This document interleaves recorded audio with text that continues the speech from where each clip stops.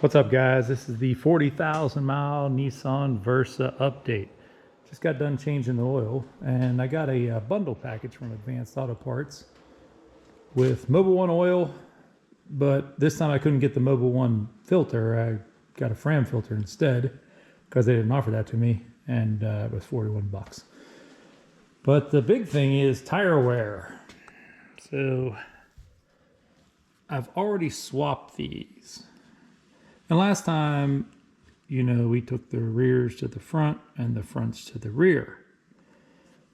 All right, so we're showing about 30 seconds. It's weird because it was showing 30 seconds originally on the passenger side on both tires and 30 seconds on the driver's side. So I swapped those. I've already done that, but I wanted to keep these pulled off so I could show you the brakes.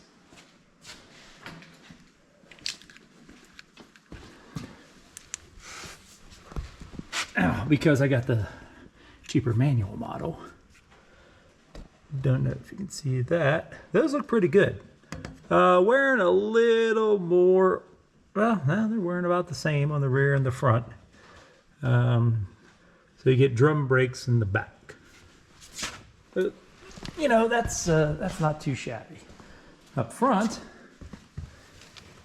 we got, if you can see now, you know, the inners always wear a little more than the outers. I'd try to get you a better inner shot, but honestly, I'd have to pull the thing apart.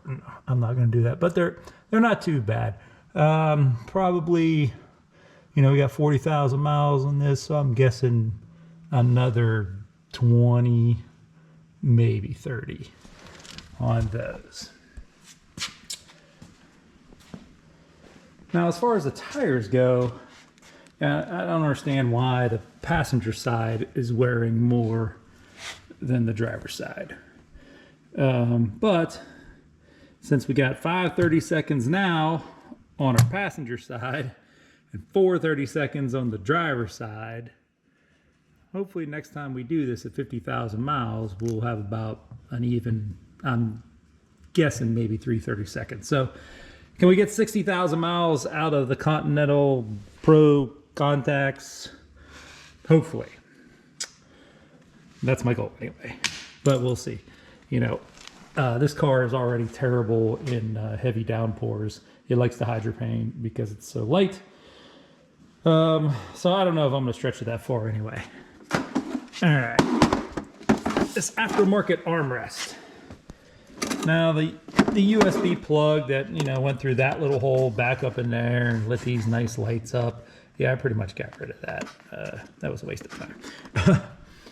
So it had felt padded disc down here, and as you can see, little MacGyver engineering, I just wrapped some duct tape around it, and that holds it in there better, but it still flops around a bit.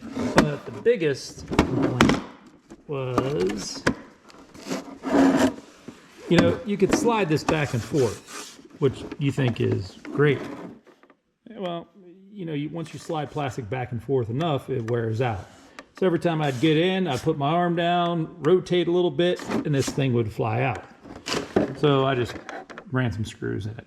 Now, I know it's not pretty, but that's the best thing I knew to do.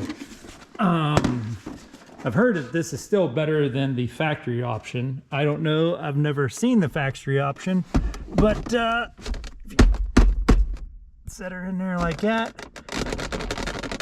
yeah, it's still not too stout, but as you can see, the whole console wobbles. So there's really not much you can do about that. It's still way too high, but the good news is I'm up to 39.9 miles per gallon. Of course, it couldn't get me 40, but we'll strive for that in the next video. Any comments, please leave them below. Love to hear from you. Slingshot engage.